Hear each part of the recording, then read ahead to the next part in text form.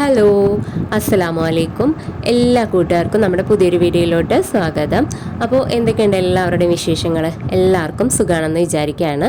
അപ്പോൾ ഞാനിന്ന് ഇവിടെ ഒരു മിക്സഡ് ഫ്രൂട്ട് ജ്യൂസ് ഉണ്ടാക്കാമെന്ന് വിചാരിച്ചു കേട്ടോ. അപ്പോൾ നോമ്പായതുകൊണ്ട് തന്നെ നമ്മുടെ വീടുകളിലൊക്കെ കുറേ ഫ്രൂട്ട്സൊക്കെ ഉണ്ടാവില്ലേ, അതിൽ കുറേ കേട് വന്നു പോവും, കുറേ ചീഞ്ഞു പോവും ഒക്കെ ചെയ്യാറുണ്ട്. അപ്പോൾ അങ്ങനെയൊന്നും നാശമാക്കാതിരിക്കാൻ വേണ്ടിയിട്ട് നമുക്കിങ്ങനെ മിക്സഡ് ഫ്രൂട്ട് ജ്യൂസൊക്കെ ഉണ്ടാക്കാം കേട്ടോ. അപ്പോൾ ഈ ഒരു ഡ്രാഗൺ ഫ്രൂട്ട് ഇവിടെ വാങ്ങിച്ചിട്ട് കുറേ ദിവസമായി.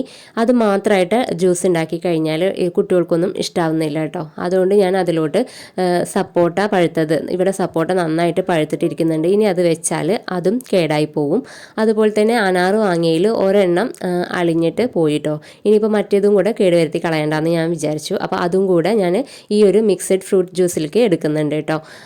അപ്പോൾ ഡ്രാഗൺ ഫ്രൂട്ട് തൊലിയൊക്കെ കളഞ്ഞ് ചെറുതായി അരിഞ്ഞെടുത്തിട്ടുണ്ട്. അതുപോലെ തന്നെ അനാറും തൊലിയൊക്കെ കളഞ്ഞിട്ട് കുരുകൾ മാറ്റിയെടുത്തിട്ടുണ്ട് കേട്ടോ. പിന്നെ സപ്പോട്ടയുടെയും അതുപോലെ തൊലിയൊക്കെ കളഞ്ഞ് കുരുവൊക്കെ കളഞ്ഞ് ഞാൻ എല്ലാം ഫ്രൂട്ട്സും കൂടെ മിക്സിയുടെ ജാറിലോട്ട് ആവശ്യത്തിനുള്ള പഞ്ചസാരയും ഇട്ട് കൊടുത്തിട്ട് വെള്ളമൊന്നും ഒഴിച്ചു കൊടുക്കാതെ ഒന്ന് അടിച്ചെടുക്കുന്നുണ്ട് കേട്ടോ. ഈ അനാറിന് പകരം നമുക്ക് ആപ്പിളോ അല്ലെങ്കിൽ നേന്ത്രപ്പഴമോ ചേർത്ത് കൊടുത്തു കഴിഞ്ഞാൽ ഈ ഒരു ജ്യൂസ് അരിച്ചെടുക്കേണ്ട ആവശ്യം വരുന്നില്ല കേട്ടോ. ഈ അനാറ് ചേർത്ത് കൊടുക്കുന്നത് കൊണ്ട് ഞാനിവിടെ ഈ ഒരു ജ്യൂസ് അരിച്ചെടുക്കുന്നുണ്ട്. ഇപ്പോൾ ഞാൻ ആ ഒരു ഫ്രൂട്ട്സ് ജ്യൂസിലോട്ട് നല്ല തണുത്ത പാലും കൂടെ ചേർത്ത് കൊടുത്തിട്ടുണ്ട് കേട്ടോ. അതാ അരിച്ചെടുത്തതിന് ശേഷം അടിപൊളി മിക്സഡ് ഫ്രൂട്ട് ജ്യൂസ് ഇവിടെ റെഡി ആയിട്ടുണ്ട്.